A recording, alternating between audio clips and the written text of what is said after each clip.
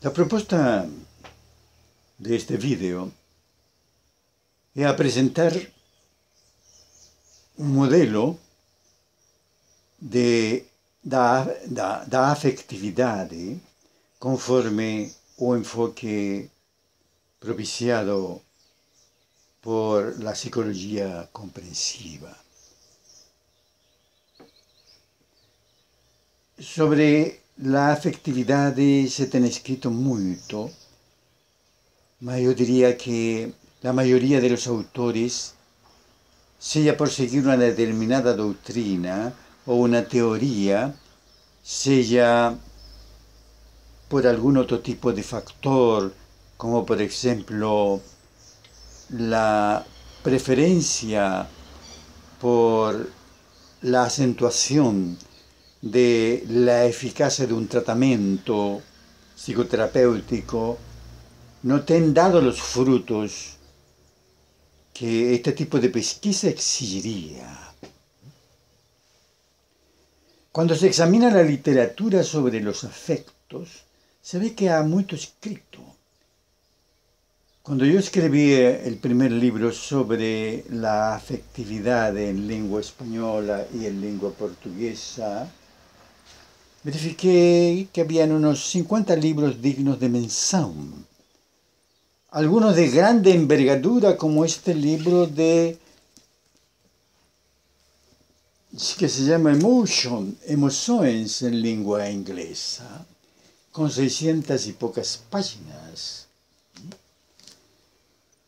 Y el título de él se refiere a emociones, como si las emociones ocupasen todo el espacio de la afectividad, como si los autores no examinasen o no se importasen en hacer mayores distinciones entre las diversas instancias afectivas que luego de un examen atento son detectables, son discernibles. Lo mismo acontece con este otro tratado mayor de Keats y Jenkins, Oatley y Jenkins, otro tratado de 500 páginas dedicado a emotion. Toda la literatura norteamericana se dedica a las emociones, mas desconoce o si conoce, no hace distinciones válidas y sustentables con las otras, por lo menos 3 más categorías afectivas. Entonces, la propuesta que yo tuve en mente cuando escribí sobre las formas de sensibilidad fue hacer distinciones sustentables en una teoría y sustentable en la observación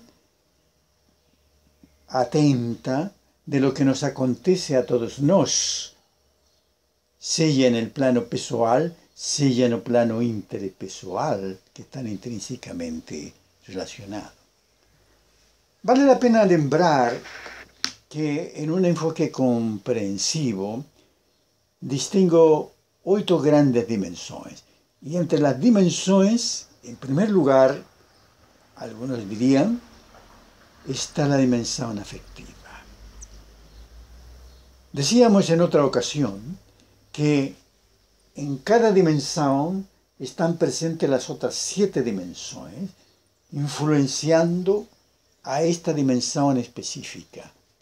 Están todas ellas, sea a título dominante o a título secundario. Entonces, cuando examinamos la afectividad, vamos a ver que está presente en la afectividad la corporeidad, los relacionamientos interpessoais, las actividades del sujeto, los valores de la pessoa, el espacio y el tiempo como factores históricos o como factores vivenciales. Esas dimensiones van a estar presentes en lo afectivo. Son 8 dimensões e então no efectivo las otras 7 están presentes en diversos grados.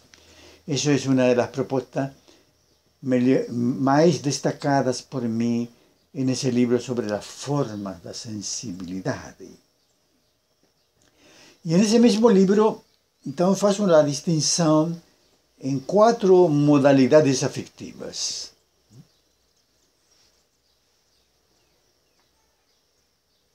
Una vez establecidos los criterios, porque cualquier clasificación o cualquier distinción que se faça en fenómenos complejos, exige apelar para ciertos criterios o para un modelo cognitivo. El modelo cognitivo que usé en esta clasificación es básicamente de tipo fenomenológico, y también de tipo observacional y comparativo. Entonces, una vez establecido este fundamento metodológico, resultaron estas 4 grandes modalidades afectivas. Una ya distinguida por todos los autores clásicos, entre los cuales acabo de citar dos figuras de la literatura norteamericana, que en general acentúan la importancia de las emociones. Entonces, lo primero que se encuentran son la llamada emotividad. Mas la emotividad ocupa embora sea muy importante, digamos, diseña un espacio de la vivencia. No todas las vivencias tienen el mismo carácter de emociones, puesto que hay otras instancias afectivas que tienen una otra forma de establecer o de diseñar en los modos de relación que la persona tiene con su mundo. Entonces nos distinguimos, yo distingo en este caso, los sentimientos, los estados de ánimo y las pasiones, que son las 4 grandes modalidades de relación en el mundo que se pueden distinguir en esta dimensión llamada afectiva. Las emociones se caracterizan por ser formas de reacción. Son formas de reacción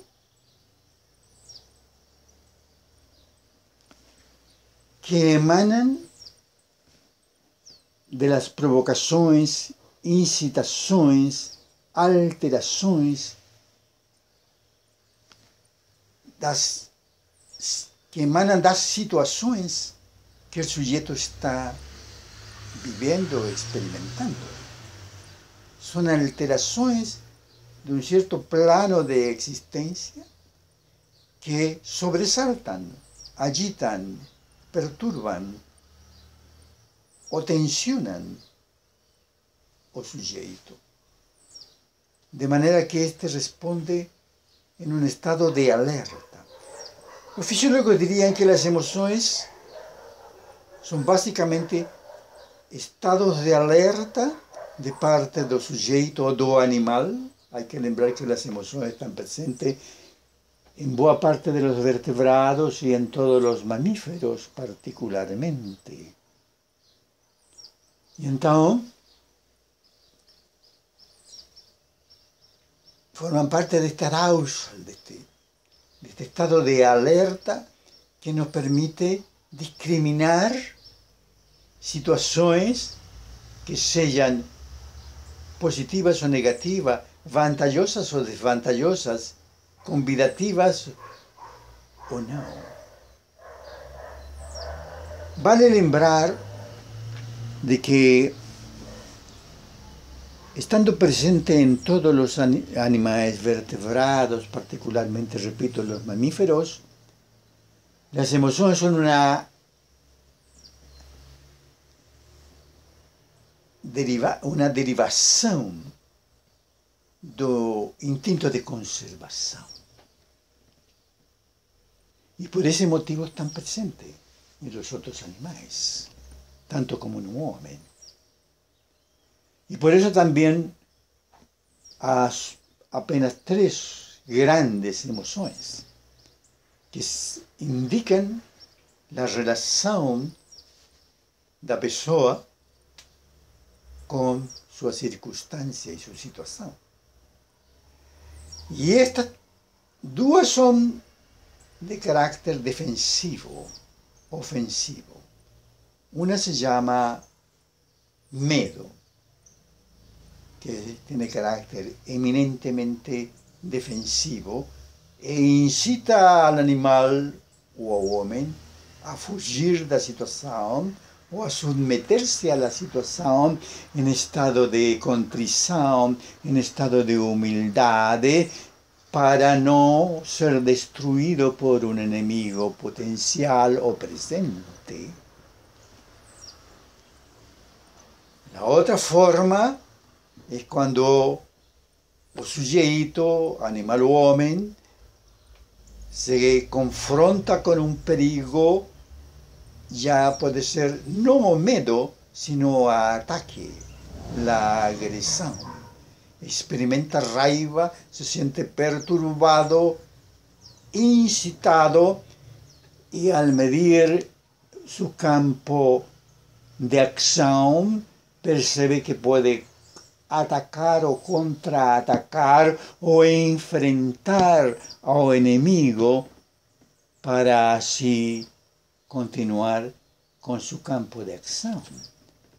Esas entonces son los dos grandes emociones y sus derivados en términos de mayor o de menor intensidad, porque todos los procesos afectivos tienen ese carácter de mayor o de menor intensidad, de mayor o de menor resonancia afectiva. Lembremos que lo afectivo es aquello que nos afecta en nuestro ser no mundo, en nuestro modo de ser no mundo, que nos afecta alterando, perturbando, modificando, rediseñando o campo de nuestras posibilidades. Mas hay una otra emoción, que es la emoción de festejo por un suceso, por un evento que nos beneficia, o por encontrarse en un estado de acogimiento y de conexión con o ambiente o con otros miembros de la propia especie animal o hombre o humanos, que se llama la alegría. La alegría está presente, basta observar animales como el cachorro, como los leones, que son tan feroz, como los felinos, todos están brincando. Todos los animales mamíferos son brincaliones, particularmente brincaliones, porque es el modo que tienen de encontrarse a voluntad, en consonancia con el ambiente y con sus similares, con sus semejantes. Entonces también la alegría tiene una escala de expresión de la alegría, ¿no? Desde la alegría contida hasta el desbordamiento dionisíaco, diría alguien, del ser alegre. Muy bien, estas son las tres grandes emociones. Y aquí ya a discusión si habría una cuarta, una quinta o una sexta. Algunos citan la tristeza como una emoción, mas luego veremos que la tristeza propiamente no es una emoción, propiamente es un estado de ánimo. O algunos citan otras como el nojo, o nojo, el asco en español, ¿no? Como una emoción. Yo diría que no es una emoción, sino más bien puede ser una actitud preadquirida, simplemente ante un estímulo determinado.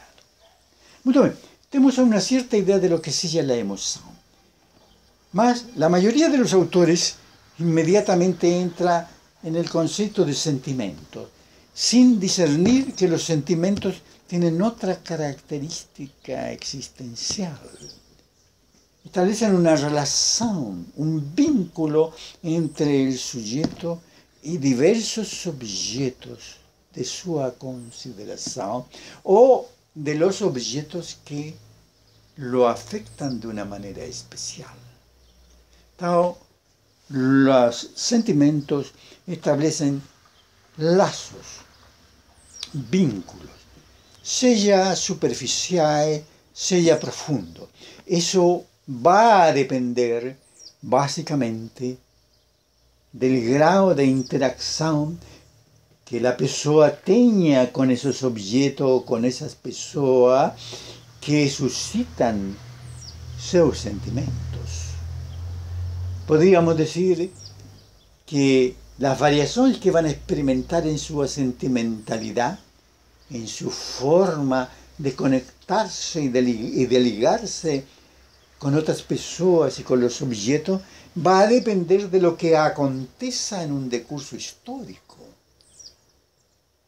Las confusiones que hay con respecto a amar, por ejemplo, que es un sentimiento extremadamente complejo, las confusiones que existen entre amar y experimentar una pasión livídica derivan del fato de que las personas confunden una reacción livídica intensa con amor.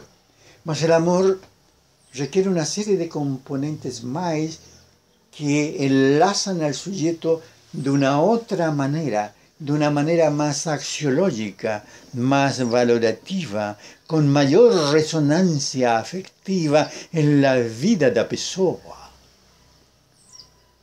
Entonces, son vivencias diferentes, porque tienen una experiencia más rica, con eventos múltiples que van enlazando el relacionamiento. Entonces, ahí están los sentimientos, las emociones.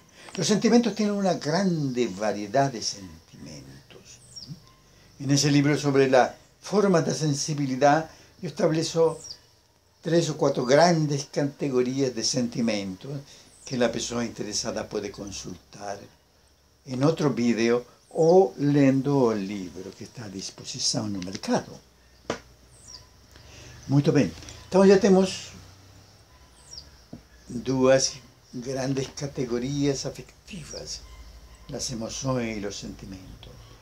Repito, los autores ni siempre reparan en esta diferencia, que es crucial, porque las emociones son reacciones transitorias, intensas y transitorias, y los sentimientos rara vez son transitorios, tienden a persistir y a crear una pauta de comportamiento. Cuando vos experimenta alguna antipatía en un encuentro con una persona y experimenta el sentimiento de antipatía, eso va a demorar bastante para extinguirse, para desaparecer en vos. Tal vez nuevos relacionamientos con esa persona que le provocó antipatía o malestar sean superados posteriormente debido a mudanzas de comportamiento en la relación. Más puede que persistan porque la interacción que generó la antipatía no fue posteriormente modificada y fica como algo persistente en vos. Fulano es antipático, fulano es ganancioso de más, o cualquier otra actitud que este individuo tenga y que le genera un sentimiento negativo. Entonces es importante discernir los sentimientos de las emociones. Las emociones, obviamente, pueden transitar para lo sentimental, para la sentimentalidad. Pueden transformarse también algunas emociones en constantes afectivas. Y al tornarse estas emociones en constantes afectivas, se tornan sentimientos. Y tal vez por este fato se confundan con tanta facilidad. Inclusive los psicólogos confunden eso, porque son pocos los psicólogos que saben discernir estas distinciones. Y son gente muy preparada. No piense usted que son personas recién llegadas a la psicología. No, son gente que tiene muchos títulos en su solapa. Entonces, están autorizados para hablar sobre estas cuestiones y ellos se sienten autorizados para tal proposta. Muy bien. Entonces, estamos aproximándonos a la tercera modalidad, que es la que pretendo enfocar ahora, que son los estados de ánimo. En los otros dos estaba muy claro que eran formas de relación en el mundo, formas peculiares de relacionarse con los objetos y las personas, con los eventos del mundo que cada uno de nosotros tiene. En los estados de ánimo es más como abrangente la sentimentalidad que impregna el campo vivencial del sujeto.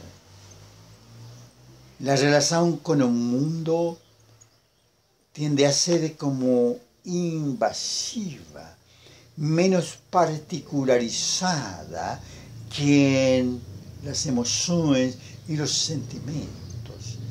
Eso no significa que no sea detectable el origen de un estado de ánimo o de un estado de humor, como se costuma decir. Entonces, aquí las cosas son más problemáticas, más difíciles, tan difícil que pues no encuentra un libro sobre los estados de ánimo en lengua española y en lengua portuguesa. Y solo encuentra un libro sobre los estados de ánimo en lengua inglesa. Y un libro en alemán, editado en 1941, ya antiguo, que ni siquiera han sido traducidos para nosotros. Entonces, cuando yo me deparé con la idea de editar un libro que se llama Entre la alegría y el desespero humano, me deparé que no tenía antecedentes firmes para establecer algunas características de los estados de ánimo y sobre todo para establecer lo que podríamos llamar una clasificación sustentable de lo que sellan los estados de ánimo.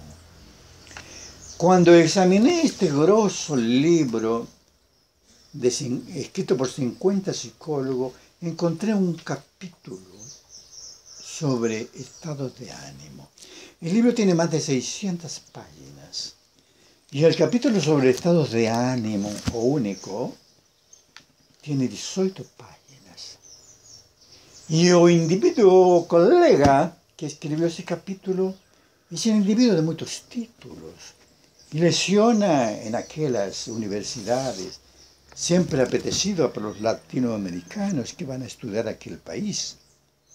Mas el hombre no nos dice nada de particularmente interesante, con todo respeto para ese hombre. Después consulté otros libros, este mismo que acabo de mencionar, de Casal, Oatley y Jenkins, que dedica algunas líneas no muy esclarecedoras. Y así fui examinando otros libros sobre el asunto, escritos en inglés, incluso uno La geometría de las pasiones, inicialmente escrito en italiano, traducido para el español por un filósofo llamado Remo Bodei, que está escrito de una manera magnífica, más con un claro intuito filosófico, ¿no? Muy bien fundamentado, muy bien pensado, más que ni siquiera atiende esta preocupación mía para buscar antecedentes sobre la cuestión de los estados de ánimo. Después consulté a estos señores Aizar o Izar, Sajon y Kegan sobre emociones, cogniciones y comportamiento. Y también por tener una clara visión comportamental. Ellos no entran en la cuestión ni de los sentimientos claramente, ni de los estados de ánimo en particular. Es una palabra que tiene poco tránsito en ese enfoque. Bueno, entonces, curiosamente, en lengua española, encontré el libro escrito por un intelectual chileno llamado Rafael Echeverría. Este intelectual es un hombre muy prestigiado en su país, a nivel internacional inclusive, me da la impresión, nunca lo he tratado. Ha escrito un buen libro sobre la cuestión de la ontología del lenguaje. Y en esa ontología del lenguaje, él da una participación importante a la emotividad, a la corporeidad y al lenguaje. Y le hace que son los tres dominios que deben ser examinados con especial atención en un enfoque sobre este tipo de cuestiones. Y él tiene algunas observaciones muy pertinentes y bien atendibles. Cuando yo había escrito ya lo que tenía feito sobre este asunto, cuando me enteré, tenemos algunas cosas que se aproximan y algunas cosas que nos diferencian. Más vale la pena citarlo como un antecedente digno de mención y fue tal vez una de las cosas mayores que yo hallé en un mercado. No es mucho decir, ¿no? Más es así son las cosas. ¿Qué son los estados de ánimo? Vale la pena lembrar que no fue un psicólogo el que destacó lo más propio de los estados de ánimo.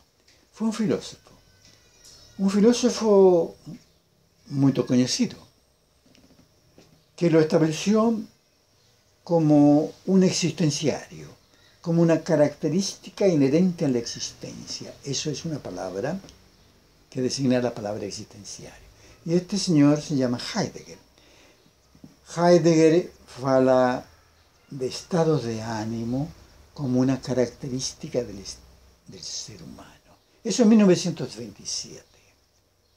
Ese es el antecedente. Examinando las características, distinguiendo 12 o 14 características del ente humano, una de estas características es que estamos siempre en un determinado estado de ánimo, en una particular forma de relación en el mundo que impregna todo nuestro ser en el mundo.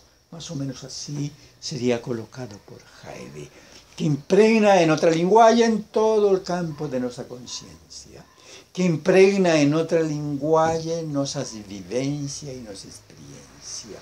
Son formas de colocar estas cosas. Vale la pena darle el crédito a este filósofo, se esté o no de acuerdo con la filosofía de él.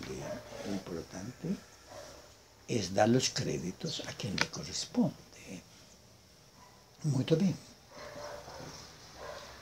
Entonces, la pregunta que se nos coloca inmediatamente, ¿o qué son los estados de ánimo? Entonces, una de las maneras es que en los estados de ánimo la persona se encuentra de una cierta manera, en un cierto grado de afinación con su mundo. Afinación no significa armonía, significa apenas una forma de relacionamiento posible que tiene sus puntos de concordancia o de discordancia, ¿no? De afinamiento positivo o negativo. Entonces, el encontrarse no supone, como a veces se fala habitualmente, que la psicoterapia es un modo de encuentro interpessoal entre el coayente, entre el consultante y el terapeuta. No es eso lo que yo quiero decir con el encontrarse como una forma de estar junto o de establecer una relación de mutua simpatía y de mutuo acogimiento.